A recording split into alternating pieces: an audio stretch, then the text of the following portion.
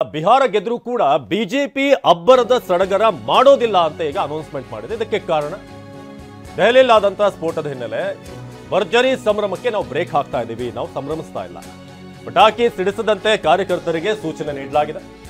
BJP ಹಿರಿಯ ನಾಯಕರಿಂದ ಮುಖಂಡರಿಗೆ ಸೂಚನೆಯನ್ನು ಕೊಡಲಾಗಿದೆ. ಇನ್ ಕೇಸ್ ಈ ಗೆಲುವಾದಂತಹ ಸಂದರ್ಭದಲ್ಲಿ ನಾವು ಯಾವುದೇ ಅಬ್ಬರದ ಸಂಭ್ರಮ ಮಾಡೋದಿಲ್ಲ. ಯಾಕಂದ್ರೆ ದೆಹಲಿಯಲ್ಲಿ ಆಗಿರುವಂತಹ ಘಟನೆ ಇದು ಇನ್ನೂ ಕೂಡ ಕೆಲವೇ ದಿನಗಳಾಗಿರುವುದು, ಜೊತೆಗೆ ಇಡೀ ರಾಷ್ಟ್ರದಲ್ಲಿ ಅದರ ಬಗ್ಗೆ ಸೂತಕದ ಛಾಯೆ ಇರೋದ್ರಿಂದ ಬಿಹಾರದ ಚುನಾವಣಾ ಮತ ಎಣಿಕೆಗೆ ಕ್ಷಣಗಣನೆ ಶುರುವಾಗಿದೆ. ಮೊದಲು ಅಂಚೆ ಮತಗಳ ಎಣಿಕೆ ಪ್ರಾರಂಭ.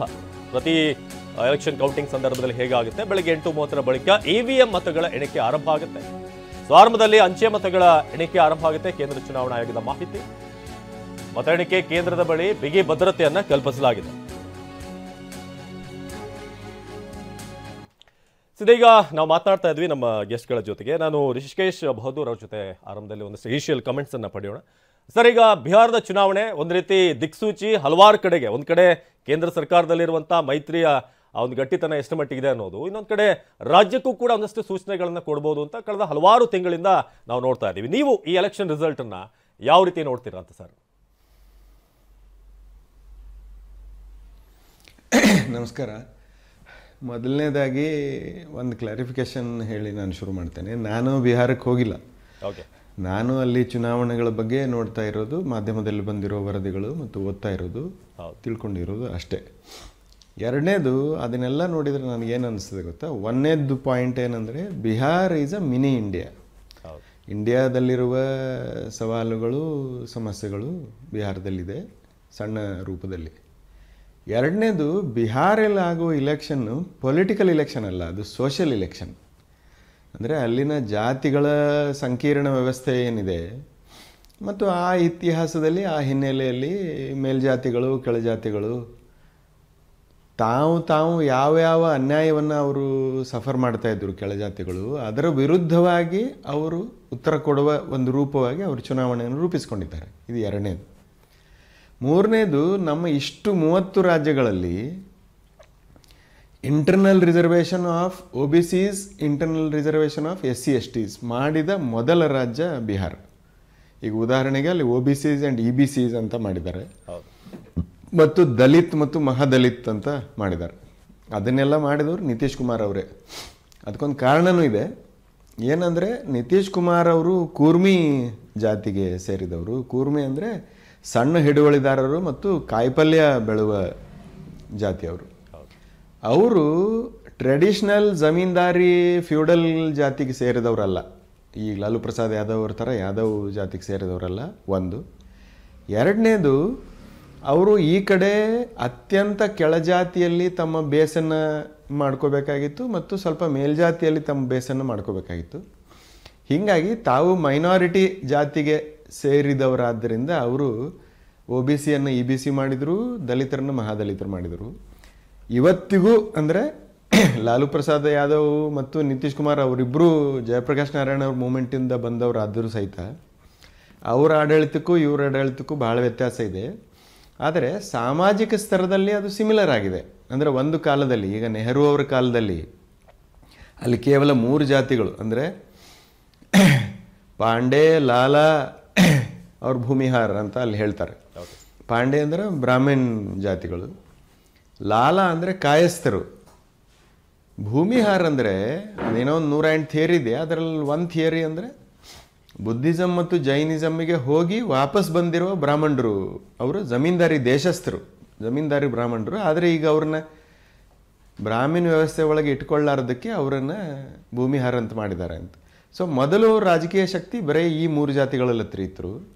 ಆ ನಂತರ ಲಾಲು ಪ್ರಸಾದ್ ಯಾದವ್ ಅವ್ರು ಬಂದ ಮೇಲೆ ಯಾದವ್ಗಳಿಗೆ ಹೋಯ್ತು ಮತ್ತು ಮುಸ್ಲಿಮರಿಗೆ ಹೋಯ್ತು, MY ಅಂತ ಹೇಳ್ತಾರೆ ಅದಕ್ಕೆ. ಇವರು ಬಂದ ಮೇಲೆ, ನಿತೀಶ್ ಕುಮಾರ್ ಅವರು ಬಂದ ಮೇಲೆ EBCಗಳು, ಮಹಾದಲಿತರು ಮತ್ತು ಮೇಲ್ಜಾತಿಯವರು ಇವ್ರ ಹತ್ರ ಹೋತರು ಅಂತ ಹೇಳ್ತಾರೆ ಅಲ್ಲಿಯವರು. ಸೊ ಎಸೆನ್ಷಿಯಲಿ ನನ್ನ ಪ್ರಕಾರ ಅದು ಪೊಲಿಟಿಕಲ್ ಇಲೆಕ್ಷನ್ ಅಲ್ಲ, ಅದು ಸೋಷಿಯಲ್ ಇಲೆಕ್ಷನ್. ಕೇಳೋದಿದೆ. ನಾನು ಕಾಂಗ್ರೆಸ್ನ ಇನಿಷಿಯಲ್ ರಿಯಾಕ್ಷನ್ ಕಾಂಗ್ರೆಸ್ ಕಡೆಯಿಂದ ತಗೊಳ್ತೀನಿ. ಡಿಕೆತ್ ರಾಜಮೌಳಿ ಅವರೇ, ಆಲ್ಮೋಸ್ಟ್ 1980-85 ಇಂದ ಕಾಂಗ್ರೆಸ್ನ ಒಂದು ಡೌನ್ಫಾಲ್ ಇಲ್ಲಿ ಶುರುವಾಗುತ್ತೆ. ಚೇತರಿಕೆ ಕಂಡುಕೊಳ್ಬೇಕಾದಂಥ ಒಂದು ರಾಜ್ಯ ಬಿಹಾರ ಕಾಂಗ್ರೆಸ್ ಅಂತ ಇಡೀ ಭಾರತದಲ್ಲಿ ನೋಡಿದಾಗ. ನೀವು ಕಾಂಗ್ರೆಸ್ ಎಲೆಕ್ಷನ್ ಅನ್ನು ಹೇಗೆ ನೋಡುತ್ತೆ? ಒಂದು ಪಕ್ಷವಾಗಿ ಜೊತೆಗೆ ನಿಮ್ಮ ಮಹಾಗಠಬಂಧನ್ ಮೈತ್ರಿ ಇದೆರಡು ಸೇರಿ. ಅಲ್ಲ, ಒಂದು ಕಾಂಗ್ರೆಸ್ ಪಕ್ಷ ಬಹುಶಃ ಭಾಳಷ್ಟು ರಾಜ್ಯಗಳಲ್ಲಿ ಗೆದ್ದಿದೆ, ಸೋತಿದೆ, ಇದೆರಡನ್ನೂ ಕೂಡ ನೋಡಿದೆ. ಆದರೆ ಬಿಹಾರಕ್ಕೆ ಸಂಬಂಧಪಟ್ಟಂತೆ ನನಗೆ ಸರ್ ಮಾತನಾಡ್ತಾ ಇದ್ದಾರಲ್ಲ ಈಗ, ಅವರು ನಮ್ಮ ಋಷಿಕೇಶ್ ಸರ್ ಹೇಳಿದಂತೆ ಬಿಹಾರ ಚುನಾವಣೆ ಬಹುಶಃ ಇಡೀ ಭಾರತ ದೇಶವನ್ನು ಪ್ರತಿನಿಧಿಸಬಹುದಾದಂಥ ಚುನಾವಣೆ. ಅದು ಕೇವಲ ಒಂದು ಪೊಲಿಟಿಕಲ್ ಎಲೆಕ್ಷನ್ ಅಲ್ಲದೆ ಒಂದು ಸೋಷಿಯಲ್ ಎಲೆಕ್ಷನ್ ಆಗಿ, ಅದು ಸಾಮಾಜಿಕ ಜಾತಿ ಸಮೀಕರಣಗಳ ಹೊಂದಾಣಿಕೆಯ ಚುನಾವಣೆಗಳಾಗಿ ಇಷ್ಟು ವರ್ಷ ನಡ್ಕೊಂಡ್ಬಂದಿದೆ. ಆದರೆ ಈ ವರ್ಷ ನಾವು ಗಮನಿಸ್ತಾ ಇರೋದೇನು ಅಂತಂದರೆ, ಈಗ ಇಡೀ ಜಗತ್ತಿನಾದ್ಯಂತ ಒಂದು ಹೊಸ ಟ್ರೆಂಡ್ ಶುರುವಾಗಿದೆ. ಯಾವುದು ಅಂದರೆ ಜೆನ್ಸಿ ಟ್ರೆಂಡು. ಅವರು ಸರ್ಕಾರಗಳನ್ನು ಬದಲಾಯಿಸ್ತಾ ಇದ್ದಾರೆ, ಸರ್ಕಾರಗಳನ್ನು ಬೀಳಿಸ್ತಾ ಇದ್ದಾರೆ, ಇರುವ ವ್ಯವಸ್ಥೆಯನ್ನು ಅಲ್ಲಾಡಿಸ್ತಾ ಇದ್ದಾರೆ ಮತ್ತು ತುಂಬ ಕಾಲದಿಂದ ಉಳ್ಕೊಂಡು ಬಿಟ್ಟಿರುವಂಥ ವ್ಯವಸ್ಥೆಗಳನ್ನು ಚಾಲೆಂಜ್ ಮಾಡೋದಕ್ಕೆ ಶುರು ಮಾಡಿದ್ದಾರೆ. ಈ ಬಾರಿ ಬಿಹಾರದೊಳಗಡೆ ಇರುವಂಥ ಈ ಜೆನ್ಸಿ, ಈ ಹೊಸ ಜನರೇಷನ್ನ ಯುವಕರೇನಿದ್ದಾರೆ, ಇವರ ಮತದಾನ, ಯಾಕೆಂದರೆ ಹಿಂದೆ ಎಲ್ಲ ಅವರು ತುಂಬ ದೊಡ್ಡ ಪ್ರಮಾಣದಲ್ಲಿ ಮತದಾನ ಮಾಡ್ತಾ ಇರಲಿಲ್ಲ.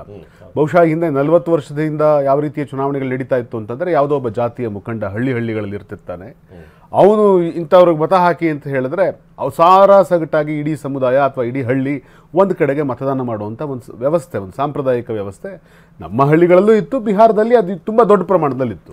ಆದರೆ ಈಗ ಯಾರ ಮಾತನ್ನೂ ಕೇಳದೆ ತಾವೇ ಸ್ವಂತವಾಗಿ ಆಲೋಚಿಸಬಹುದಾದಂಥ, ಸಾಮಾಜಿಕ ಜಾಲತಾಣಗಳನ್ನು ಹುಡುಕಿ ಒಂದಷ್ಟು ಸತ್ಯವನ್ನು ತಿಳ್ಕೊಳ್ಬಹುದಾದಂಥ, ಮಾಧ್ಯಮಗಳನ್ನು ನೋಡಿ ಅದನ್ನೂ ಪ್ರಶ್ನಿಸಬಹುದಾದಂಥ ಒಂದು ಹೊಸ ಯುವ ವರ್ಗ ಸೃಷ್ಟಿಯಾಗಿದೆ. ಈ ಯುವ ವರ್ಗ ತುಂಬ ದೊಡ್ಡ ಪ್ರಮಾಣದಲ್ಲಿ ಮತದಾನ ಮಾಡಿದೆ.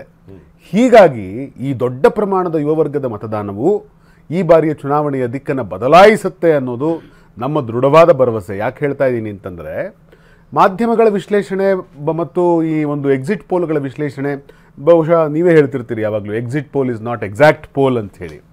ಸೊ ನಾವು ಕರ್ನಾಟಕ ಚುನಾವಣೆ ಆದಾಗಲೂ ಕೂಡ ಕರ್ನಾಟಕದಲ್ಲಿ ರಿಸಲ್ಟ್ ಬರೋದಕ್ಕಿಂತ ಮುಂಚೆ ಮಾಧ್ಯಮಗಳು ಕೊಟ್ಟಂಥ ಪಟ್ಟಿ ನೋಡಿದ್ರೆ ಇವರು ಹೇಳಿದ್ದಕ್ಕೂ ಕಡೆಗೆ ರಿಸಲ್ಟ್ ಬಂದಾಗ ಆಗಿದ್ದಕ್ಕೂ ಸಂಬಂಧವೇ ಇಲ್ಲ ಅನ್ನೋಂಥ ಪರಿಸ್ಥಿತಿ ಇತ್ತು. ಆ ಪ್ರಮಾಣದಲ್ಲಿ ಆ ಎಕ್ಸಿಟ್ ಪೋಲ್ಗಳೆಲ್ಲವೂ ಸುಳ್ಳಾದವು. ಅದೇ ಥರ ನಮಗೆ ದೃಢವಾದ ಭರವಸೆ. ಜಸ್ಟ್ ನಾ ಮಾತಾಡ್ತೀನಿ ಸರ್. ಮಾತಾಡಲಿಕ್ಕೆ ವಿಚಾರವಾಗಿ ಈಗ ತೇಜಸ್ವಿ ಯಾದವ್ ಗಂಭೀರ ಆರೋಪ ಮಾಡಿದ್ದಾರೆ. ಇದನ್ನ ಸ್ಲೋ ಡೌನ್ ಮಾಡಲಾಗ್ತಾ ಇದೆ. ಮೊದಲು NDA ಸ್ಥಾನಗಳನ್ನ ಘೋಷಣೆ ಮಾಡೋದಕ್ಕೆ ಪಿತೂರಿ ಆಗ್ತಾ ಇದೆ ಅಂತ, ಪಿತೂರಿ ನಡೀತಾ ಇದೆ ಅಂತ ಅಧಿಕಾರಿಗಳಿಂದ ಮಾಹಿತಿ ಬಂದಿದೆ ಅಂತ ತೇಜಸ್ವಿ ಯಾದವ್ ಹೇಳಿದ್ದಾರೆ. ಒಂದ್ ಕಡೆ ಈ ವೋಟ್ ಚೋರಿ ವಿಚಾರವಾಗಿ ದೊಡ್ಡ ಕ್ಯಾಂಪೇನ್ ನಡೀತಾ ಇದೆ. ಇದರ ಜೊತೆಗೆ ಈಗ ಸ್ಲೋ ಡೌನ್ ಮಾಡ್ತಿದ್ದಾರೆ.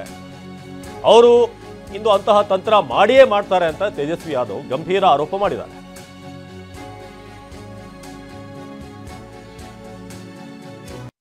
कई अधिकारियों को आज भी निर्देश, पटना में कुछ लोग बैठ के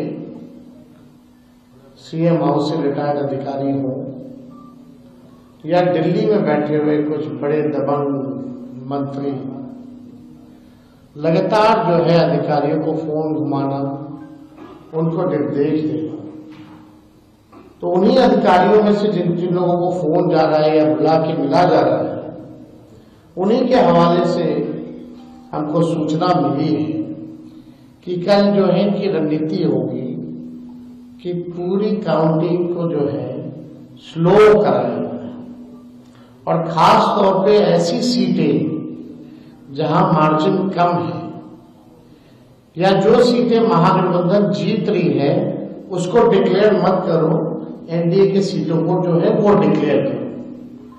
और मीडिया के माध्यम से एक माहौल भी बनाया जाएगा कि भैया प्रधानमंत्री बीजेपी दफ्तर जाने वाले हैं।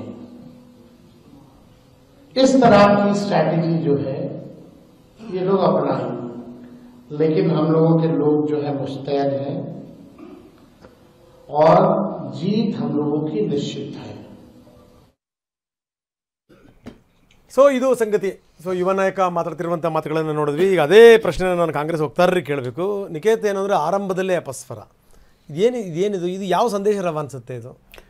ಇಲ್ಲ ಸರ್, ಇದು ಆರಂಭದಲ್ಲಿ ಅಪಸ್ವರ ಅಲ್ಲ, ಆರಂಭದಲ್ಲಿ ಎಚ್ಚರಿಕೆ, ನಾವು ವಹಿಸಬೇಕಾಗಿರುವಂಥ ಎಚ್ಚರಿಕೆ. ಯಾಕೆಂತಂದರೆ ನಾವು ನೋಡಿದ್ದೀವಿ ಎಷ್ಟೋ ಸರ್ತಿ, ಮತ್ತು ಬಿಹಾರ ಅಂತೂ ಎಲ್ಲ ಸಂದರ್ಭದಲ್ಲೂ ಭಾಳ ಹಿಂದೆ ಎಲ್ಲ ಕೂಡ ಸಂಪೂರ್ಣವಾಗಿ ಯಾವ ಪ್ರಮಾಣದ ಮತಭ್ರಷ್ಟಾಚಾರಗಳು ನಡೀತಿತ್ತು ಅದೆಲ್ಲವೂ ನಡೆದಿದೆ. ಆದರೆ ಚುನಾವಣೆಯೊಳಗಡೆ ನಾವು ಆನಂತರ ನಾವು ಆರೋಪ ಮಾಡೋದಕ್ಕಿಂತ ಈಗಲೇ ನಾವು ಎಚ್ಚೆತ್ಕೊಂಡಿದ್ದೀವಿ, ನಾವು ಎಚ್ಚರಿಕೆಯಿಂದ ಕೆಲಸ ಮಾಡಬೇಕಾಗಿದೆ. ಮತದಾನ ಸಂದರ್ಭದಲ್ಲಿ ಇವ್ರು ಏನೆಲ್ಲ ಮಾಡ್ತಾರೆ ಅನ್ನೋದ್ರ ಬಗ್ಗೆ ಇಲ್ಲಿ ಒಂದು ಪ್ರಶ್ನೆ ಅತ್ಯಂತ ಸಹಜವಾಗಿದೆ. ಈಗ ನಿರಂತರವಾಗಿ ಫೇಲ್ ಆಗ್ತಿರುವಂಥ ಒಬ್ಬ ವಿದ್ಯಾರ್ಥಿ ಇನ್ನು ದೇವರೇ ಅಂತ ರಿಸಲ್ಟ್ ಬರ್ತಿರುವಂಥ ಸಂದರ್ಭದಲ್ಲಿ ವ್ಯಾಲ್ಯೂಯೇಟರ್ಸ್ ಮೇಲೆ ನಂಬಿಕೆ ಇರಲಿಲ್ಲ, ನನಗೆ ಈ ಪರೀಕ್ಷಾ ವ್ಯವಸ್ಥೆಯ ಬಗ್ಗೆ ನಂಬಿಕೆ ಇರಲಿಲ್ಲ ಅಂತಂತಂದರೆ ಆ ಹುಡುಗ ಎಷ್ಟರ ಮಟ್ಟಿಗೆ ಎಕ್ಸಾಮ್ ಬರೆದಿರ್ಬೋದು, ಆ ಹುಡುಗನಿಗೆ ಎಷ್ಟರ ಮಟ್ಟಿಗೆ ಕೆಪಾಸಿಟಿ ಇದೆ ಅನ್ನೋದು ಗೊತ್ತಾಗಲ್ವಾ ಅಂತ. ಸರ್, ನಿರಂತರವಾಗಿ ಫೇಲ್ ಆದ ವಿದ್ಯಾರ್ಥಿ ಅಂತ ನಾವು ಯಾರನ್ನು ಕರೀತಾ ಇದ್ದೀವಿ ಅಂತ ನಾವು ಕೇಳಬೇಕು ಸರ್. ಯಾಕೆ ಮಾತು ಹೇಳ್ತಾ ಇದ್ದೀನಿ ಅಂತಂದ್ರೆ, ಅಲ್ಲ ಯಾರನ್ನು ಕರೆಯೋದಲ್ಲ, ನಿರಂತರವಾಗಿ ಏನು ಅಂದರೆ ಚುನಾವಣೆಯಲ್ಲಿ ಫೇಲ್ ಆಗ್ತಿರುವಂಥವ್ರು ಅಂತ. ಸರ್, ಈಗ ಪರೀಕ್ಷೆ ಅನ್ನೋದೇ ಚುನಾವಣೆ ಸ್ವಾಮಿ. ಅಲ್ಲಲ್ಲ, ಈ ಬಿಜೆಪಿ ಜನಸಂಘ ಏನು ಒಂದೇ ಸರ್ತಿ ಅಧಿಕಾರಕ್ಕೆ ಬರಲಿಲ್ಲ. ಅವರು ನಿರಂತರವಾಗಿ ಸೋತು ಸೋತು ಸೋತು ಸೋತು ಅವರೊಂದು ಒಂದು ವ್ಯಾಪ್ತಿಯನ್ನು ಗಳಿಸ್ಕೊಂಡಿದ್ದಾರೆ. ಅವರು ಇದೇ ರೀತಿ ಆರೋಪಗಳು ಮಾಡ್ತಾ ಬಂದ್ರ? ಇಲ್ಲ, ಮಾಡಿದ್ದಾರೆ. ಹೌದೌದು. ಇದೇ ಒಂದು EVM ಬಗ್ಗೆ ಬಿಜೆಪಿಯ ಸುಬ್ರಹ್ಮಣ್ಯಂ ಸ್ವಾಮಿ ಅವರು ಮಾತನಾಡಿರುವಂತ, ಅವರು ಮಾಡಿರುವಂತ ಪ್ರೆಸ್ ಮೀಟ್ಗಳ ಮಾಹಿತಿ ಇದೆ. ಬಿಜೆಪಿ ಉಪಾಧ್ಯಕ್ಷರು ಮಾಡಿದಂತ ಪ್ರೆಸ್ ಮೀಟ್ ಇದೆ ಮನಮೋಹನ್ ಸಿಂಗ್ ಪ್ರಧಾನಮಂತ್ರಿಯಾಗಿ 2ನೇ ಸರ್ತಿ ಬಂದಾಗ. ನಿಖಿತ್, ನಾನು ಮಾತಾಡ್ತೀನಿ, ಯಾಕಂದ್ರೆ ನೀವು ಯಂಗ್ ಅಂಡ್ ಎನರ್ಜೆಟಿಕ್ ಲೀಡರ್, ನೀವು ಅಲ್ಲ ಕೇಳಿ ನಿಮ್ಮ ಬಗ್ಗೆ ಬಹಳ ಭರವಸೆ ಇದೆ. ಯಾಕಂದ್ರೆ ಒಂದಲ್ಲ ಒಂದು ದಿವಸ ಏನು ಅಂದ್ರೆ ನೀವು ತುಂಬ ಎತ್ತರಕ್ಕೆ ಹೋಗ್ಬೋದು ಅನ್ನೋಂಥ ಭರವಸೆ ಇದೆ. ಬರೀ ಮೇಲಿಂದ ಮೇಲೆ ಆರೋಪಗಳು, ನಿಮಗೆ ವ್ಯವಸ್ಥೆಯ ಬಗ್ಗೆ ನಂಬಿಕೆ ಇಲ್ಲ, ನಿಮಗೆ ಚುನಾವಣಾ ವ್ಯವಸ್ಥೆ ಬಗ್ಗೆ ನಂಬಿಕೆ ಇಲ್ಲ, ನಿಮಗೆ ಮಷಿನ್ ಬಗ್ಗೆ ನಂಬಿಕೆ ಇಲ್ಲ, ನಿಮಗೆ ರಿಸಲ್ಟ್ ಬಗ್ಗೆ ನಂಬಿಕೆ ಇಲ್ಲ. ಯಾವುದ್ರ ಮೇಲೆ ಸ್ವಾಮಿ ನೀವು ಒಳ್ಳೆ ಕತೆ ಅಲ್ಲ, ನೀವು ಸೈನಿಕರ ಮೇಲೂ ನಂಬಿಕೆ ಇಲ್ಲ, ನಿಮಗೆ ಕೋರ್ಟ್ಗಳ ಮೇಲೆ ನಂಬಿಕೆ ಇಲ್ಲ ನಿಮಗೆ. ಅಲ್ಲ ನಾನು ಹೇಳೋದು, ಯಾವ ಸಂದೇಶ ರವಾನಿಸ್ತೀರಿ ಸ್ವಾಮಿ? ಸರ್, ಇಲ್ಲ, ನಮಗೆ ಚುನಾವಣೆ ಮೇಲೆ ನಂಬಿಕೆ ಇದೆ, ನಮಗೆ ಸೈನಿಕರ ಮೇಲೆ ನಂಬಿಕೆ ಇದೆ, ನಮಗೆ ನ್ಯಾಯಾಂಗ ವ್ಯವಸ್ಥೆಯ ಮೇಲೆ ನಂಬಿಕೆ ಇದೆ. ಆದ್ರೆ ಕುತ್ತಿಗೆ ಇಸುತ್ತಾ ಇದಾರಲ್ಲ ಅವ್ರ ಬಗ್ಗೆ ಮಾತ್ರ ನಮಗೆ ಇದ್ರ ಬಗ್ಗೆ ಮಾತಾಡ್ತೀನಿ. ನಾವು ಅತಿಥಿಗಳ ಜೊತೆ ಮಾತನಾಡ್ತಾ ಇದ್ವಿ. ನಮ್ಮ ಜೊತೆ ಈಗ ಮರಂಕಲ್ ಸರ್ ಇದ್ದಾರೆ. ಸರ್, ಈಗ ಇವತ್ತಿನ ಫಲಿತಾಂಶದ ಬಗ್ಗೆ ಎಲ್ಲರ ಚಿತ್ತ ಇದೆ. ನಾನು ಜಸ್ಟ್ ಈ ವೋಟ್ ಪರ್ಸೆಂಟೇಜ್ ಬಗ್ಗೆ ಒಂದ್ಸಲ ಹೇಳ್ಬಿಡ್ತೀನಿ. 2005ರಲ್ಲಿ 45.8% ಆಗುತ್ತೆ, 2010ರಲ್ಲಿ ಅದು 52ಕ್ಕೆ ಏರಿಕೆ ಆಗುತ್ತೆ, ಅದಾದಮೇಲೆ 2015ಕ್ಕೆ 57%, ಈಗ 67%ಗೆ ಬಂದು ನಿಂತಿದೆ. ಸೊ ಇದರ ಒಂದು ಸಿಗ್ನಿಫಿಕೆನ್ಸ್ ಏನಂತೀರಾ? ವೋಟ್ ಪರ್ಸೆಂಟೇಜ್ ಜಾಸ್ತಿ ಆದಾಗ ಅದರ ಬೆನಿಫಿಟ್ ರೂಲಿಂಗ್ ಪಾರ್ಟಿಗಿಂತ ಆಪೋಸಿಷನ್ಗೆ ಜಾಸ್ತಿ ಅನ್ನೋದು ಹಿಂದೆ ನಾವು ನೋಡಿದ್ದೀವಿ. ಬಟ್ ಈ ಸಲ ಅದನ್ನ ನಿರೀಕ್ಷೆ ಮಾಡ್ಬೋದಾ ಹೇಗೆ ಅಂತ? ವೋಟ್ ಶೇರ್ ಜಾಸ್ತಿ ಆದಾಗ ರೂಲಿಂಗ್ ಪಾರ್ಟಿ ಅಂತಲ್ರಿ, ವೋಟ್ ಶೇರ್ ಜಾಸ್ತಿ ಆದಾಗ NT ಕಾಂಗ್ರೆಸ್ ಪಾರ್ಟಿಗಳಿಗೆ ಅಡ್ವಾಂಟೇಜ್ ಆಗಿದೆ ಯಾವಾಗಲೂ. ನೀವು ಯಾಕಂದರೆ ನಾನು ಹೇಳಬೇಕೋ ಬೇಡ ಗೊತ್ತಿಲ್ಲ, ಮುಸ್ಲಿಂ ಲಾಟ್ ಇದೆಯಲ್ಲ, ಮುಸ್ಲಿಂ ಕಮ್ಯುನಿಟಿ, ಆಮೇಲೆ ಯಾದವರು, ಪರ್ಟಿಕ್ಯುಲರ್ಲಿ ಬಿಹಾರ್ ಬಗ್ಗೆ ಹೇಳ್ತೀನಿ ನಾನು. ಮುಸ್ಲಿಮ್ಸ್ ಯಾವಾಗಲೂ ಕಾಂಗ್ರೆಸ್ ಪರ. ಅವರು ಕರ್ಪೂರಿ ಠಾಕೂರ್ ಇದ್ದಾಗ ಮಾತ್ರ ಅವರು ಕಾಂಗ್ರೆಸ್ಸಿಗೆ ವಿರೋಧವಾಗಿ ಓಟ್ ಹಾಕಿದರು. ಅದಾದಮೇಲೆ ಸ್ಲೋಲಿ ಡಿಕ್ಲೈನ್ ಹಾಕೊಂಡು ಬಂತು, ಅವ್ರು ಕಾಂಗ್ರೆಸ್ ಪರನೇ ಇದ್ದಾರೆ. ಹೋದ ಸಲನೂ ಮುಸ್ಲಿಂ ಓಟು 70% 75% RJD ಪರ ಹಾಕಿದ್ರು. ಈ ಸಲ 80% ತೋರಿಸ್ತಾ ಇದ್ದಾರೆ. 80%ನಾಗ ಅಲ್ಲಿ ಮುಸ್ಲಿಂ ಲಾಟ್ ಎಷ್ಟಿದೆ? 17.7% ಇದೆ ಅಲ್ಲಿ ಬಿಹಾರದಾಗ. 17.7ರಾಗೆ 70 ಕಾನ್ಸ್ಟಿಟ್ಯೂನ್ಸಿ ಒಳಗೆ 25-26% ಇದೆ. ಇನ್ನು 30 ಅಂದರೆ ಈ 70ರೊಳಗೆ 30 ಕಾನ್ಸ್ಟಿಟ್ಯೂನ್ಸಿ ಒಳಗೆ 40% ಇದೆ, 30ರಿಂದ 40% ವೋಟ್ ಇದೆ. ಸೊ ಈ ವೋಟ್ ಪರ್ಸೆಂಟೇಜ್ ಜಾಸ್ತಿ ಆಗೋದ್ರಿಂದ ಬೆಲ್ಟ್ ಇದೆಲ್ಲ, ಈ ಸೀಮಾಂಚಲ್ ಬೆಲ್ಟ್, ಸೀಮಾಂಚಲ್ ಅಂದರೆ ಟೋಟ್ಲಿ ಬಾರ್ಡರ್ ಏರಿಯಾಗಳು ಮತ್ತು ಮುಸ್ಲಿಂ ಡಾಮಿನೇಟೆಡ್ ಏರಿಯಾ. ಈಗ ಕಿಶನ್ಗಂಜ್ ಜಿಲ್ಲೆ ಇದೆ, ಹೆಸರಿಗೆ ಕಿಶನ್ಗಂಜ್ ಇದೆ, but totally majority 50-55% are Muslims. So ಅಂಥಲ್ಲಿ ಅಡ್ವಾಂಟೇಜು RJDಗೆ ಕಾಂಗ್ರೆಸ್. ಅಲ್ಲ, ಈಗ ಬ್ರೇಕ್ ತಗೊಳ್ಳೋಕ್ಕಿಂತ ಮೊದಲು ಒಂದು ಸಂಗತಿನ ಹೇಳಬೇಕು. ಈಗ 8 ಗಂಟೆಯಿಂದ ನಿರಂತರವಾಗಿ ನಾವು ಬ್ರೇಕ್ ತಗೊಳ್ಳಲ್ಲ. ಸೊ ಬ್ರೇಕ್ ಇಲ್ದೇ ನಾನ್ ಸ್ಟಾಪ್ ನಾವು ಹೋಗ್ತೀವಿ. ಸೊ ಅದು ಕೂಡ ಗಮನಿಸಬೇಕಾದಂಥ ಸಂಗತಿ. ಜೊತೆಗೆ ಏನಂತಾರೆ, ನಮ್ಮ ಸ್ಕ್ರೀನನ್ನು ನೋಡ್ತಾ ಇರಿ ನೀವು, ಎಲ್ಲ ವಿವರಗಳು ಕೂಡ ಇರ್ತಾರೆ. ಜೊತೆಗೆ ಯಾವ್ಯಾವ ಪ್ರತಿಷ್ಠಿತ ಕಣಗಳು, ಪ್ರತಿಷ್ಠಿತ ಅಭ್ಯರ್ಥಿಗಳು, ಅದೆಲ್ಲದರ ವಿವರಗಳು